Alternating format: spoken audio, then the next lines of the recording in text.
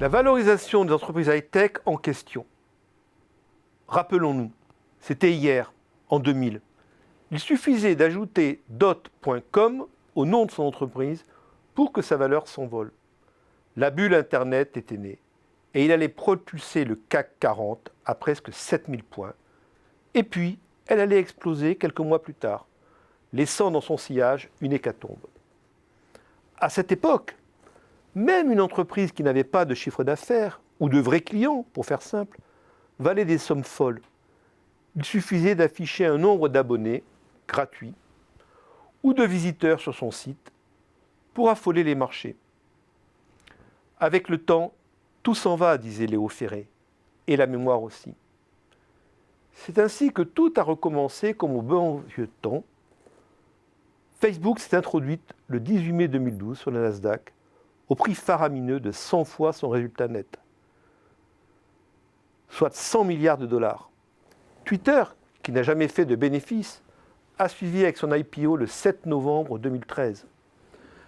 À l'époque, on nous racontait que nous étions entrés dans un nouveau monde numérique, vrai, et qu'il fallait changer nos méthodes traditionnelles d'évaluation financière des entreprises, faux. À cette époque, on nous disait qu'une entreprise high-tech valait un multiple de son chiffre d'affaires, voire de ses abonnés. Pas de son bénéfice, naturellement, car la plupart n'en avaient pas. Inutile également de vouloir calculer une valeur à partir de l'actualisation de ses cash flows futurs, car on ne pouvait pas faire de prévision ou même de business plan. Tout cela était ringard. La finance devait évoluer, et les bons indicateurs étaient le nombre de pages visitées, le trafic, le nombre d'utilisateurs, etc. Il fallait être moderne. On a vu ce que cela a donné après l'explosion de la bulle en 2000.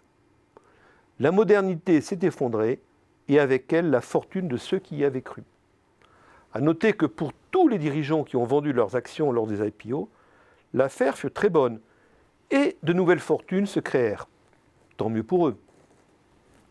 L'IPO de Twitter, le 7 novembre 2013 à la bourse de New York, un des 4 grands réseaux avec YouTube, LinkedIn et Facebook, illustre parfaitement cette nouvelle euphorie pour les valeurs Internet il y a encore peu de temps. À 44 $ l'action, le 15 novembre 2013, le réseau était valorisé à 24 milliards de dollars, soit approximativement la capitalisation de Renault. À noter que Twitter comptait 2300 employés, alors que Renault n'employait que 127 000 personnes et ne fabriquait que 2,5 millions de véhicules. La comparaison entre Twitter et Renault peut se continuer. Sur l'exercice 2012, Twitter affichait une perte de 79 millions de dollars, soit 58 millions d'euros, et un chiffre d'affaires de 316 millions de dollars, soit 235 millions d'euros.